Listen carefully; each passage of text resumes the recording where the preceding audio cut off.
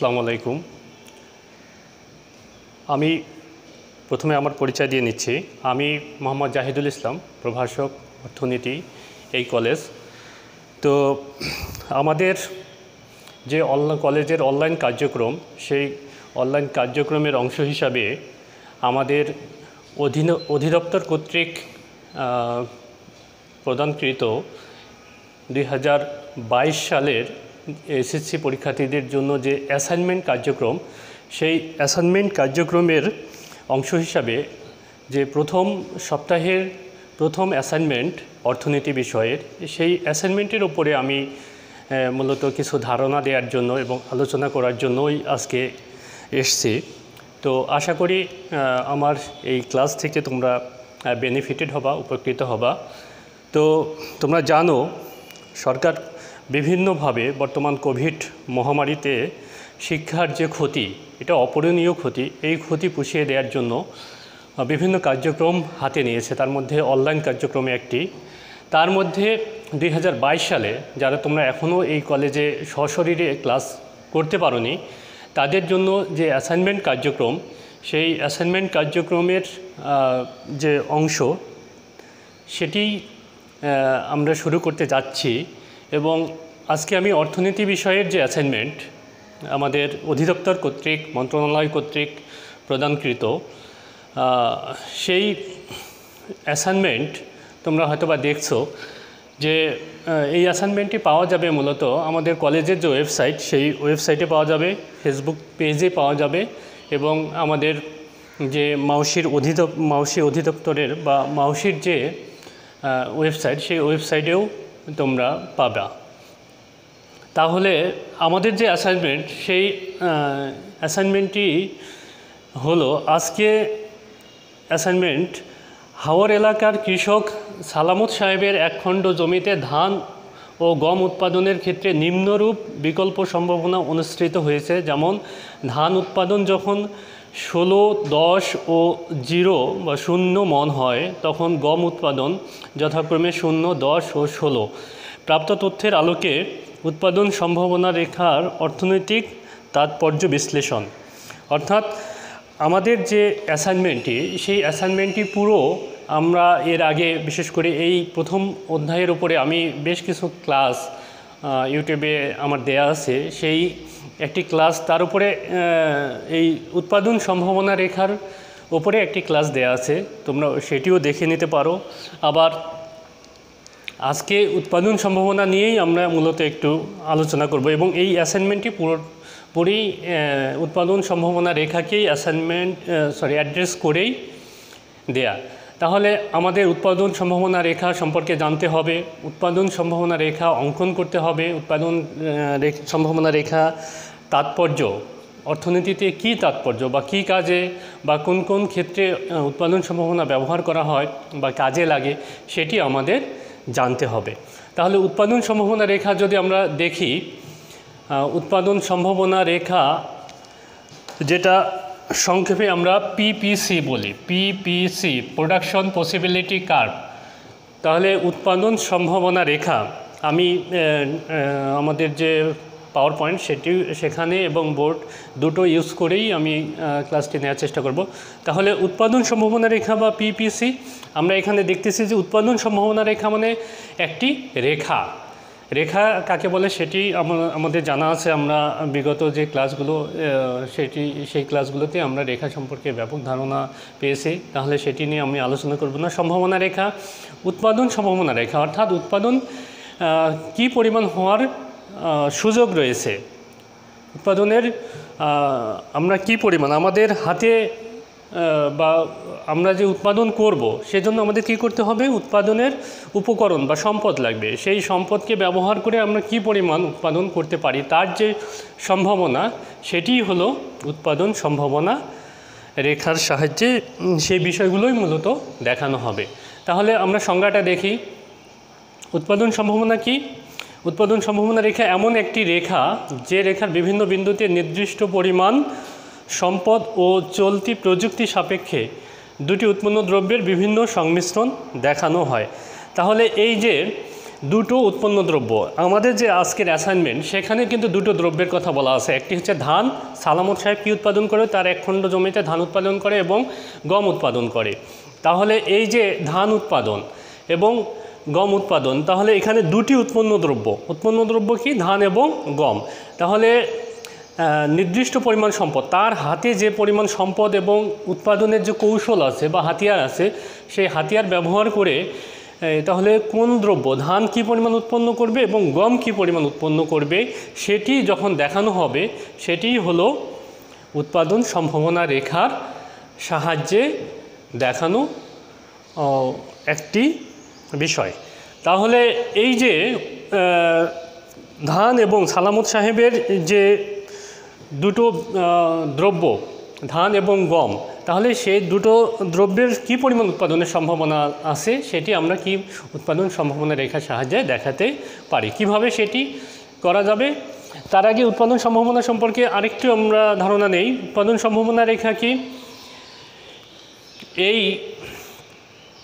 উৎপাদন সম্ভাবনা রেখাকে উৎপাদন সীমান্তবর্তী এলাকা সীমান্ত বলা হয়, উৎপাদন সীমান্ত। অর্থাৎ আমরা যদি একটু বোর্ড ইউজ করি তাহলে দেখা যাবে যে এই যে রেখাটি, এটি হলো উৎপাদন সম্ভাবনা রেখা বা পিপিসি এ বি। এখানে এক্স অক্ষ, ওয়াই অক্ষ। তাহলে এক্স অক্ষ মনে করো সালামত সাহেব যে দুটো দ্রব্য উৎপাদন করেন, একটা হচ্ছে ধান আর একটা গম। তাহলে এক্স অক্ষে ধান এবং ওয়াই অক্ষে গম। তাহলে ধান এবং গম তিনি কি পরিমাণ উৎপাদন করবেন সেটি তো বলাই আছে, আমাদের অ্যাসাইনমেন্টেই বলা আছে। যখন তিনি 16 মণ ধান উৎপাদন করেন তখন গম উৎপাদনের পরিমাণ কত, 0। যখন 10 মণ ধান উৎপাদন করেন তখন গম উৎপাদনের পরিমাণ 10, এবং যখন ধান উৎপাদন 0 মণ তখন গম উৎপাদন 16 মণ। তাহলে এই যে ধান এবং গম, এই রেখার উপরে বিভিন্ন যে বিন্দু আছে, সেই বিন্দুগুলো কি ধান এবং গম উৎপাদনের বিভিন্ন সংমিশ্রণ দেখায়। যদি এই বিন্দুতে উৎপাদন করে তাহলে সে ধান উৎপাদন করবে কম, গম উৎপাদন করবে বেশি। এখানে কি করবে, ধান উৎপাদন তার চেয়ে একটু আগের চেয়ে বৃদ্ধি পাবে, গম উৎপাদন আগের চেয়ে কমবে। তাহলে এখানে এই যে বিভিন্ন বিন্দু, অর্থাৎ এই উৎপাদন সম্ভাবনা রেখার উপরে অসংখ্য বিন্দু আছে, এই বিন্দুগুলো কি ধান এবং গম বা দুটো দ্রব্যের উৎপাদনের বিভিন্ন সংমিশ্রণ এখানে নির্দেশ করে। অর্থাৎ এই কোন বিন্দুতে কি পরিমাণ দ্রব্য উৎপাদন করা হবে সেটি দেখানো যায়। তাহলে আমরা সালামত সাহেবের কথা যদি চিন্তা করি, তাহলে এই যে সীমা, তাহলে এই যে রেখা এ এবং বি রেখা, এই রেখাটি কি উৎপাদন সম্ভাবনা রেখা, এটা একটা সীমানা নির্দেশ করে। এর বাইরে যাওয়ার সুযোগ নাই। ভিতরে উৎপাদন করা যাবে, কিন্তু ভিতরে উৎপাদন করলে যে উৎপাদনকারী তার ক্ষতি হবে। অর্থাৎ ক্ষতি মানে কি, তার যে উৎপাদন করার ক্ষমতা, সেই ক্ষমতার পূর্ণ ব্যবহার হবে না। তাহলে সেই জন্য বলছে সীমানা অতিক্রমের কোনো সুযোগ থাকে না। তাহলে উৎপাদন সমাজে বিদ্যমান সম্পদের দুষ্প্রাপ্যতা ও অভাবের নির্বাচন সাপেক্ষে উৎপন্ন দ্রব্যের সকল সংমিশ্রণ প্রকাশ করে। অর্থাৎ আমরা জানি সম্পদের সীমাবদ্ধতা আছে এবং অভাব যে অসীম, সেই অভাবের মধ্যে থেকে আমাদের নির্বাচন করতে হবে কোন অভাবকে আমরা আগে পূরণ করব। এই দুটো বিষয়কে সামনে রেখেই আমাদের কি করতে হবে, আমাদের উৎপাদনের যে বিভিন্ন সংমিশ্রণ, এই সংমিশ্রণগুলো আমাদের বেছে নিতে হবে। এরপরে আমরা যদি দেখি সালামত সাহেবের কথা যদি চিন্তা করি, এটি আমরা স্কিপ করে যেতে পারি। সালামত সাহেবের ক্ষেত্রে আমরা কি দেখি, সালামত সাহেব দুটো দ্রব্য উৎপাদন করেন, একটি হলো ধান এবং আরেকটি হলো কি গম। যখন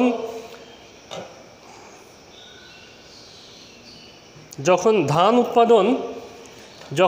উৎপাদন এই যে দুটো দ্রব্য ধান উৎপাদন এবং গম উৎপাদন, তাহলে এই যে যখন 16 মণ ধান উৎপাদন করেন তখন গম উৎপাদন কত, 0। যখন 10 মণ ধান উৎপাদন করেন তখন তার গম উৎপাদন কত, 10। এবং যখন ধান উৎপাদন 0 তখন গম উৎপাদন সর্বোচ্চ 16 মণ। তাহলে এই যে আমাদের এখানে অর্থাৎ ধান উৎপাদন যখন সর্বোচ্চ তখন গম উৎপাদন শূন্য, অর্থাৎ একটি শূন্য হলে আরেকটি উৎপাদন সর্বোচ্চ হয়। আর দুটোই যদি উৎপাদন করে, দুটোই উৎপাদন করা যায়, এই যে পরিমাণগুলো ধানের পরিমাণ এবং গমের পরিমাণ, এই পরিমাণগুলো সে কি করে, তার প্রয়োজন অনুযায়ী সে ঠিক করে যে কোন দ্রব্য কি পরিমাণ উৎপাদন করবে, আমার কি পরিমাণ ধান লাগবে, কি পরিমাণ গম লাগবে। তাহলে এই যে সালামত সাহেবের 16 মণ ধান এবং গম উৎপাদন, এখানে কি করবে, এখানে এই যে সংমিশ্রণগুলো, এই সংমিশ্রণগুলো নিয়ে সে উৎপাদন সম্ভাবনা রেখাতে যাবে। অর্থাৎ উৎপাদন সম্ভাবনা রেখা কি, এই যে আমাদের যেটা দেখা আছে যে উৎপাদন সম্ভাবনা রেখা, যেমন এখানে এক্স অক্ষ অর্থাৎ আনুভূমিক অক্ষ এবং উলম্ব অক্ষ। আনুভূমিক অক্ষে আমরা ধানের যে উৎপাদন বা ধান দেখাচ্ছি এবং উলম্ব অক্ষে কি গমের উৎপাদন দেখাচ্ছে। এখানে যখন ধানের উৎপাদন 16 অর্থাৎ সর্বোচ্চ, তখন গমের উৎপাদন কত, 0, এবং গমের উৎপাদন যখন সর্বোচ্চ 16 মণ, তখন ধানের উৎপাদন কত, 0। এরপরে সে কি করলো, না আমার শুধু ধান উৎপাদন করলেই চলবে না বা গম উৎপাদন করলেই চলবে না, আমাকে কি করতে হবে, দুটোই উৎপাদন করতে হবে। তাহলে সে কি করলো, আমার অর্ধেক প্রয়োজন, আমার 10 মণ ধান প্রয়োজন এবং 10 মণ গম প্রয়োজন। তাহলে এই বিন্দুতে বা এই সংমিশ্রণ যদি সে এই সংমিশ্রণ মানে কি, এই রেখার উপরে উৎপাদন সম্ভাবনা রেখার উপরে এখানে একটি বিন্দু, এই বিন্দুতে সে কি করবে, এই বিন্দুতে সে 10 মণ ধান গম উৎপাদন করবে এবং 10 মণ ধান উৎপাদন করবে।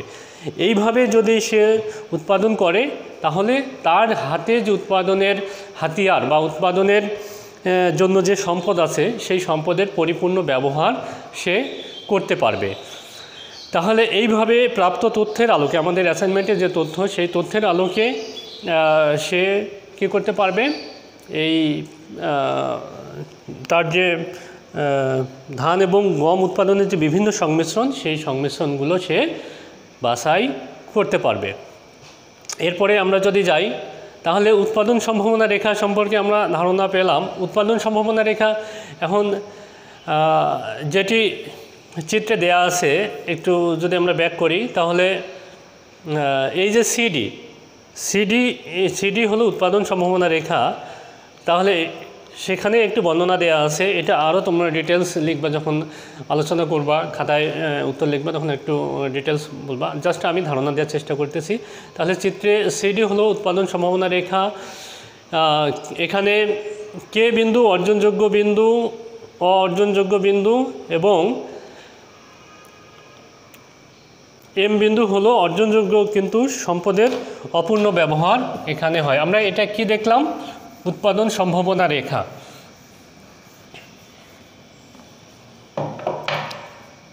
তাহলে এটি হলো উৎপাদন সম্ভাবনা রেখা বা এবি, এখানে সিডি এর জায়গায় এখানে এবি, বা আমরা যদি সিডি লিখি, এখানে সিডি উৎপাদন সম্ভাবনা রেখা। তাহলে এই রেখার উপরে যে কোনো সংমিশ্রণ, আমরা এর আগে দেখাইলাম সালামত সাহেব, যে কোনো সংমিশ্রণ তার প্রয়োজন অনুযায়ী সে নির্ধারণ করতে পারে। এর বাইরে কি, এর বাইরে যাওয়া মানে বেশি উৎপাদন করা। তাহলে এর বাইরে যাওয়া কি সম্ভব? এই যে কে একটা বিন্দু, এর ভিতরে একটা বিন্দু এম, তাহলে এই যে কে বিন্দুতে বেশি উৎপাদন, মানে উৎপাদন সম্ভাবনা রেখার বাইরে যাওয়া মানে বেশি উৎপাদন করা, ভেতরে আসা মানে উৎপাদন কম করা। তাহলে এই যে বাইরে এই কে বিন্দুতে উৎপাদন করা সম্ভব না, কারণ কে বিন্দুতে বেশি উৎপাদন করা তখনই যাবে যখন তার হাতে বেশি সম্পদ থাকবে। কিন্তু সালামত সাহেবের হাতে এমন পরিমাণ সম্পদ নাই যে সে কে বিন্দুতে উৎপাদন করবে, সে এই জন্য এই কে বিন্দু হচ্ছে অর্জন করা যাবে না, এটা অর্জনযোগ্য। এবং এম বিন্দুতে উৎপাদন করতে পারবে, অর্থাৎ উৎপাদন সম্ভাবনা রেখার ভিতরে যে কোনো বিন্দুতে উৎপাদন করা যাবে। কিন্তু এই বিন্দুগুলো কি, এই বিন্দুগুলোতে যদি উৎপাদন করে, তাহলে সেখানে সম্পদের, তার হাতে যে উৎপাদনের উপকরণ আছে, সম্পদ আছে, সেই সম্পদের পরিপূর্ণ ব্যবহার করা সম্ভব হবে না। অর্থাৎ আমি যদি 100 মণ ধান উৎপাদন করতে পারি, তাহলে 100 মণ ধান উৎপাদন করার আমার ক্ষমতা আছে, কিন্তু আমি যদি 80 মণ বা 60 মণ ধান উৎপাদন করে বসে থাকি তাহলে সেটি গ্রহণযোগ্য হবে না। তাহলে সেরকমই কোনো বিষয়গুলো হচ্ছে, যদি মনে করো এই যে এই রেখা সিডি রেখার উপরে অবস্থিত যে কোনো বিন্দুতে যদি তুমি উৎপাদন করো তাহলে তোমার পূর্ণ উৎপাদন ক্ষমতা প্রকাশ পাবে, কিন্তু এর ভিতরে উৎপাদন ক্ষমতার পূর্ণ প্রকাশ পাবে না। তাহলে এম বিন্দু হলো অর্জনযোগ্য, কিন্তু সম্পদের এখানে কি হবে, অপূর্ণ ব্যবহার হবে। তারপরে আমরা যাই, আমরা যদি আরেকটু এই বিষয়গুলো ভালো মতো এখানে দেয়া আছে। এখানে সিডি যেটা উৎপাদন সম্ভাবনা রেখা, এই যে উৎপাদন সম্ভাবনা রেখা সিডি অর্থাৎ বেগুনি কালারের যে রেখাটি সেটি হলো উৎপাদন সম্ভাবনা রেখা, এবং সালামত সাহেবের ক্ষেত্রে এই যে গম উৎপাদন 10 বিভিন্ন সংমিশ্রণ দেওয়া আছে সি ডি, এবং গম উৎপাদন যখন 10 ধানের উৎপাদনও 10।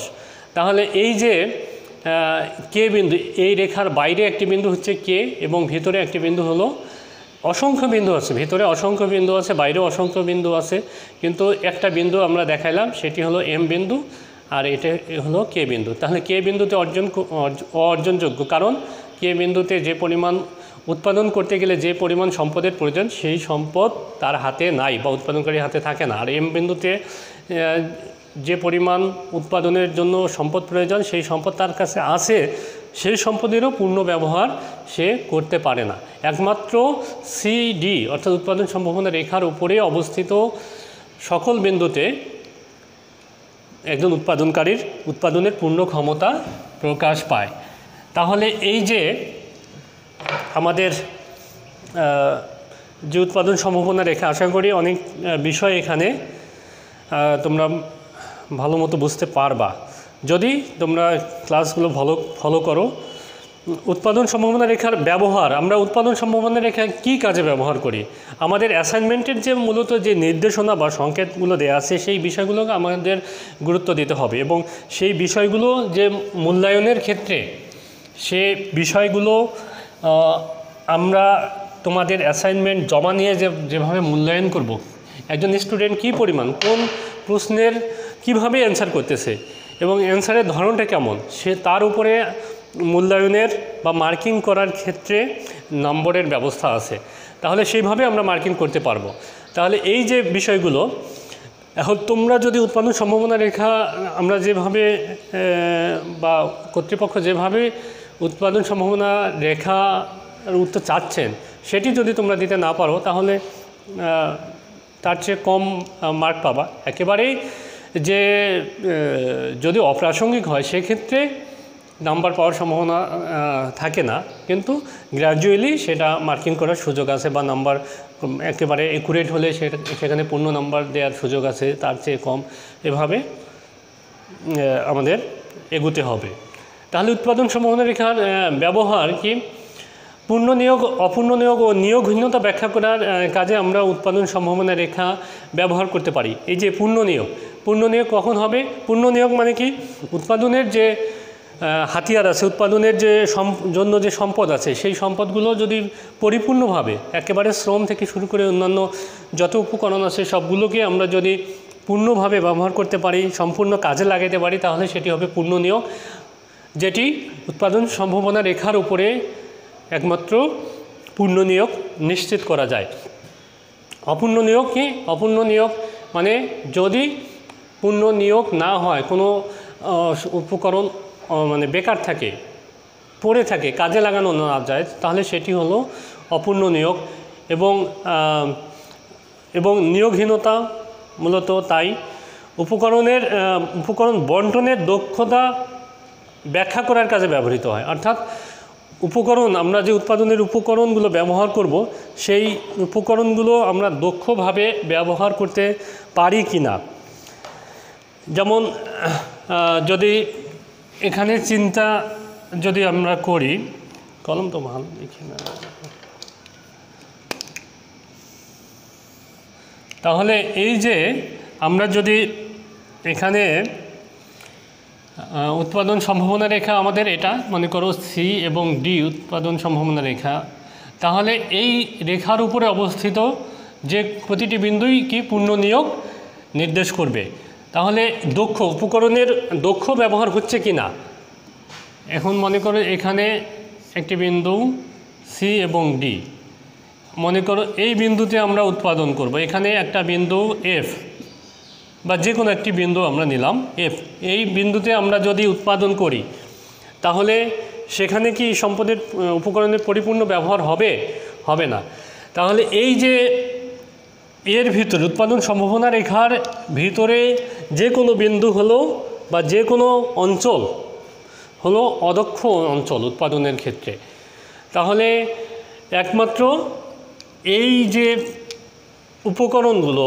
উপকরণের তখনই পূর্ণ ব্যবহার করা সম্ভব হবে যখন একটি উপকরণ বা একটি দ্রব্যের উৎপাদন বৃদ্ধি করতে গিয়ে অপর দ্রব্যের উৎপাদন কমাতে হবে। যদি একটির উৎপাদন বৃদ্ধি করতে গিয়ে আরেকটির উৎপাদন কমানো হয় বা কমানো যায়, তখনই একমাত্র উপকরণের দক্ষ ব্যবহার নিশ্চিত হবে।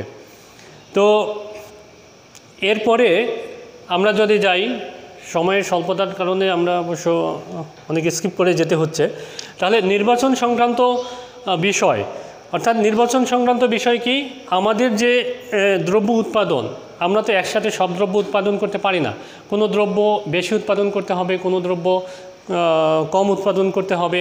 এই যে ধান উৎপাদন এবং গম উৎপাদন, সালামত সাহেবের কথা যদি আমরা চিন্তা করি, তাহলে তার ধান উৎপাদন এবং গম উৎপাদন কখন কোনটা কী পরিমাণ উৎপাদন করতে হচ্ছে, বা কোনটি বেশি উৎপাদন করতে হচ্ছে, কোনটি কম পরিমাণ উৎপাদন করতে হচ্ছে বা হবে, সেটি সে নির্ধারণ করবে। এবং এই নির্ধারণ করার কাজে উৎপাদন সম্ভাবনা রেখা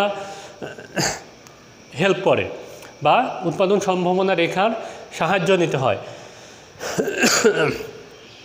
তাহলে অর্থনৈতিক সমৃদ্ধি ও মন্দা জানার জন্য, সুযোগ ব্যয়ের ধারণা ব্যাখ্যা করার জন্য এটি ব্যবহৃত হয়।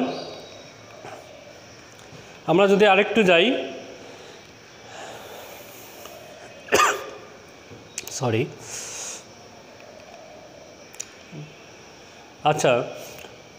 আচ্ছা উৎপাদন উন্নয়নের পার্থক্য অনুযায়ী উৎপাদন সম্ভাবনা রেখা, এই যে ব্যবহার, আচ্ছা উৎপাদন সম্ভাবনা রেখার ব্যবহার, যেমন এটি মনে করো যে মাঝখানের যে এবি যে উৎপাদন সম্ভাবনা রেখা, কোনো উৎপাদন অর্থনীতি যদি সমৃদ্ধির পথে এগিয়ে যায় বা উন্নতি লাভ করে, তখন তার উৎপাদন সম্ভাবনা রেখা কি ডান দিকে অগ্রসর হয়। যেমন এটি ডান দিকে অগ্রসর, ডান দিকে সরে যাওয়া, উপরের দিকে স্থানান্তরিত হওয়া মানে কি অর্থনৈতিক সমৃদ্ধি, এবং যদি বাইরের দিকে চলে আসে, ভিতরের দিকে চলে আসে, তাহলে মন্দা, অর্থনৈতিক মন্দা, অর্থাৎ তার পূর্বের অবস্থা না থাকা, এটি নির্দেশ করে। পূর্বের অবস্থা না থাকা মানে তার আগের যে অবস্থা খারাপ, অর্থনীতির অবস্থা ভালো না থাকা।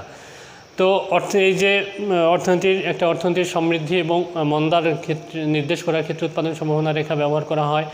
তারপরে আচ্ছা, শিল্প এবং কৃষি প্রধান দেশের অর্থনীতি উৎপাদন সম্ভাবনা রেখা কেমন হবে?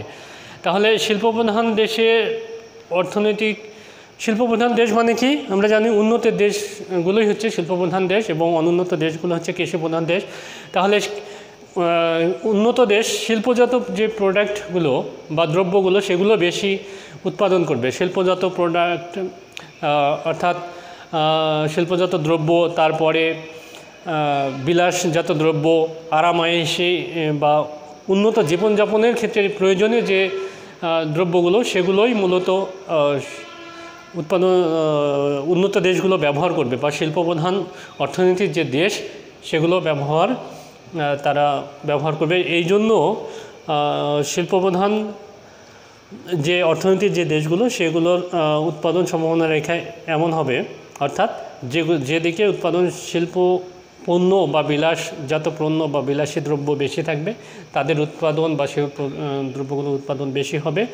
এবং যে কৃষিপ্রধান দেশগুলো কি মূলত প্রয়োজনীয় যে দ্রব্যগুলো, তাদের বিলাসী জীবনযাপনে তারা অভ্যস্ত না, তারা শিল্পজাত যে দ্রব্যগুলো সেগুলো ব্যবহারে কি অভ্যস্ত না, সেজন্য তারা কি করবে, জীবনযাপনের জন্য প্রয়োজনীয় যে দ্রব্যগুলো, কৃষিপণ্য, এগুলোর উৎপাদন বেশি করবে। অর্থাৎ এভাবে যেমন দুটো উৎপাদন সম্ভাবনা রেখার কথা যদি আমরা চিন্তা করি, এখানে শিল্প প্রধান অর্থনীতির উৎপাদন সম্ভাবনা এমন হবে এবং কৃষি প্রধান অর্থনীতির সম্পন্ন একটা দেশের যে উৎপাদন সম্ভাবনা সেটি নিচের যে সিডি উৎপাদন সম্ভাবনা রেখার মতো হবে।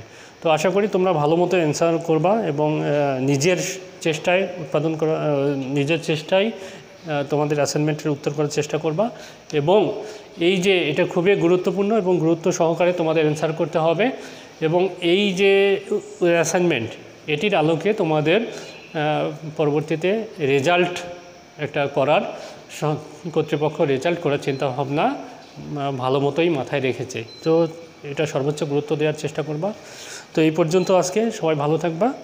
পরবর্তী ক্লাসে আমন্ত্রণ জানিয়ে আজকে এখানেই শেষ করতেছি। আল্লাহ হাফেজ।